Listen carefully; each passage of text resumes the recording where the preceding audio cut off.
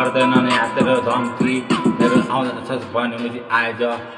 मेरो पारादेखि पनि ठिस म मान्छे धेरै एकदम रिस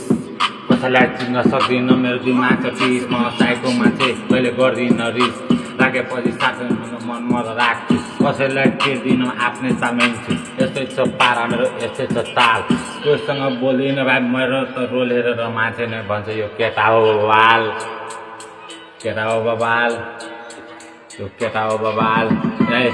मेरो केटाहरू सन्की आउँछ मुजी धम्की गरिस् भने मोजी राम्चो आज मोजी नाइट क्लबमा मोजी हाँस तल ब्याङ मेरो केटाहरूको ग्रुप छ पुरा ल्याङ गरिदिन्छ मोजी र हान्दिन्छ ग्याङ सकिस् भने मोजी त आज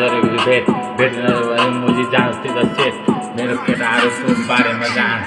आउँछ मोजीबाट पारी खानेर ब्राउन खान्छ मोजी पुरा एकदम सन कसैले बोल्न सक्दैन किनकि चल्छ हाम्रो पुरा देशको नाम ए किनकि म भिटेनको फ्यान त्यसैले नगर ल्याङ हामी भयो पुरा सान च्यापमा अहिले गाउँदैछु म ऱ्याप त्यसैले भन्छ भिटेनको फ्यान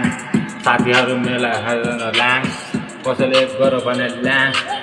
मेरो ठुलो छ नि ग्याङ गरिस् भने ल्याङ फेरि खान्छ ट्याङ या भिटेनको फ्यान कहिले गर्दिनँ ल्याङ गइस् भने ल्याङ मेरो ठाउँ छ मेरो ग्याङ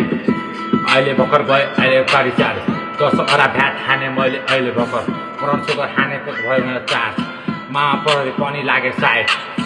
हात मैले भन्छ घर जा म जानु छैन मामा घर गइरहेको छु